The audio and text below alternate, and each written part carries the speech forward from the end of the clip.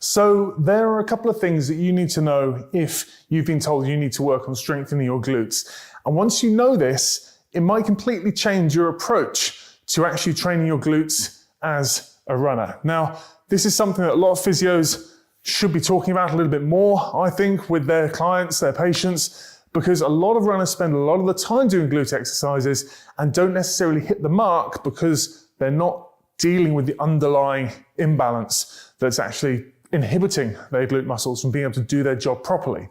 So if you've got an inhibited glute med, inhibited glute max, and you're doing lots of glute med, glute max exercises, you'll be working through the motions, but not necessarily getting anything out of the exercises, which, as you can imagine, pretty frustrating. Frustrating for me to see as well. So let's get straight into talking about what these issues are. And I want to think about muscle groups as pairs. We call them antagonistic pairs. So a good example, and the first example we're going to talk about, a lot of the time we talk about glute med. So there's a muscle around the outside of the gluteal complex, outside of the hip, that's responsible for controlling this kind of frontal plane movement, this sort of hip drop that we sometimes see as we're running behind people. The hip drop we don't want to see. Glute med should do a good enough job as we're standing, landing on one leg, to control the hip on the pelvis so the pelvis stays nice and level.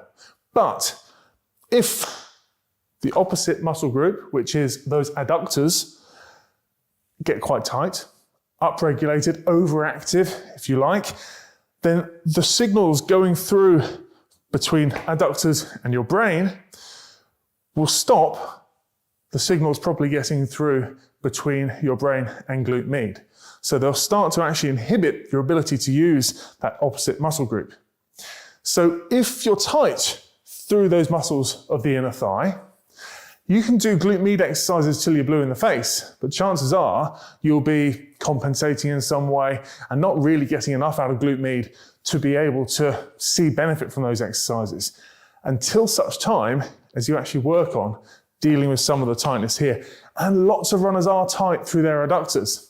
So the first thing we're going to do is start working on a very simple exercise to start just gently calming those adductor muscles down. This isn't an aggressive stretch by any means, but what I want to do is just think about getting into this half kneeling abducted position at the hip. So we're out to one side with this leg, knee stays straight, foot stays relatively pointing forwards. And I want you to just shuffle out to a point where you feel a little bit of tension through the inner thigh here. It's not an aggressive stretch, it's not painful by any means. In that position, what I want you to do is think about keeping this knee straight, gently driving the foot down into the ground. You should feel these muscles begin to kind of fire up. Okay, you're beginning to work harder through those adductors. Only work to a kind of a 3 out of 10 type level. I'm just going to hold that on for about between 6 to 10 seconds. Deep breath in, out, relax. We'll take a little bit of a shuffle out further. This side, we're looking to feel the stretching. You might feel a little bit on this side, but it's this side. Okay, we're going to do that again. We're going to press down into the ground, and you're going to just hold for another 6 to 10 seconds. And we'll do this 3 to 5 times through. Big deep breath in, out, and relax. And then after you've done it 3 to 5 times, just hold that position for 20, 30 seconds, and just feel that you're just getting into a little bit more of a stretch for your adductors. But again, for some runners, this can be a fairly delicate muscle group, fairly weak muscle group. And spoiler, sometimes it's the weakness that causes the tightness as well. So there are exercises we can cover in different videos, which will go through some adductor strengthening work. But once we get a bit more of a kind of a down regulation, a kind of a calming down of those adductors, then you're going to find that glute med is going to be a bit more receptive to some strengthening exercises. So from there, we can get up, and then we can get into things like, as we've shown you in a previous video, our very straightforward bent knee side plank. And we start to actually feel that we're getting glute med on this downward side, the side that's pushing the ground away, to fire up a little bit more effectively. It's getting easier to use. Or we could do things like our standing glute med holds. So we'd be here, this is the side we've been stretching, I'm just pushing into the wall with this other leg. Looking to keep your torso nice and upright, knee nice and bent on this side, feeling that to counter the push that you're putting into the wall here, you're having to use glute med on that standing side.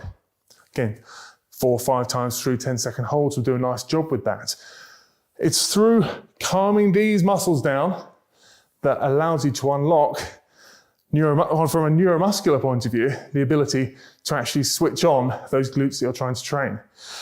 And the same conversation can be had when it comes to our hip flexors and glute max. So if we were just talking about more kind of frontal plane muscles, so adductors and glute med on the outside, more sagittal plane, so back and forth, if you like, muscles, hip flexors, quads get tight, it's gonna make it so that glute max finds it harder to begin to engage properly. So from there, real straightforward exercise. Let's move these dumbbells. All I'm gonna get you to do, this could be a kitchen chair, doesn't have to be a box. From here, we're going to stand a reasonable distance away, so we're having to almost kind of semi-lunge into the box, but we're not doing a big lunge. It's just to the point where you can feel this heel wants to lift off the ground of the back leg. From there, I want you to gently feel like you're drawing your belly button in, and gently, if your pelvis is a bowl of water, tipping the water out of the back of the bowl, so you're tucking your tailbone underneath. Okay, from there, you should feel a little bit of stretch down the front of the top of the thigh.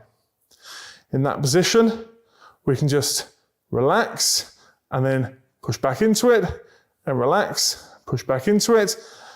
And it's kind of 1 second on, 1 second off, 1 second on, 1 second off. It's not a big lunging, bouncing movement.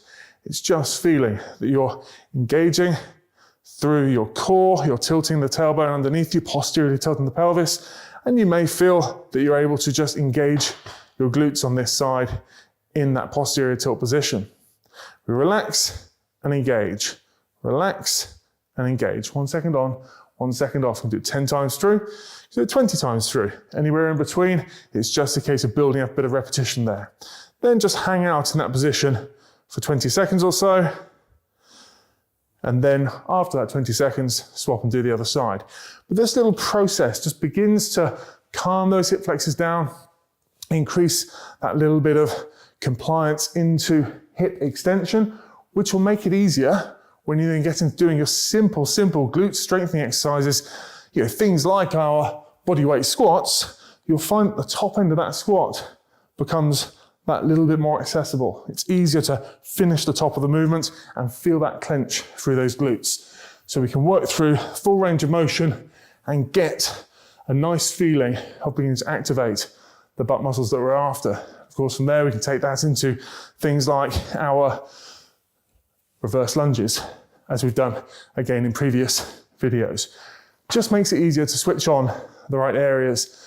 Particularly, obviously here we're talking about those glutes when we're not finding we're fighting against those antagonist muscles. So calming the antagonists down to be able to really focus on training those agonist muscles, the main muscles that we're trying to focus on.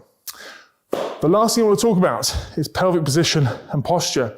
If you know you have a tendency, even just standing, to fall into this anteriorly tilted position, this rocked forward pelvis, let alone when you're walking or running, it can make it harder, mechanically harder, for you to be able to actually use particularly glute max, those bigger of those glute muscles. From there, I want you to think about engaging your core, drawing your belly button in, holding your hips up and forwards that little bit more, rather than allowing yourself to hinge in your lower back and stick your butt out. We've just worked through a couple of mobility exercises that will start to relax some of the areas of tightness that pull you into this forward tilted position, but it's often weakness through areas like your abdominals and habit as well. It's not just weakness, but habitual kind of laziness through your abdominals that allow you to fall into this forward tilted position. Gently drawing your belly button in, thinking about bringing that pelvis back up into neutral.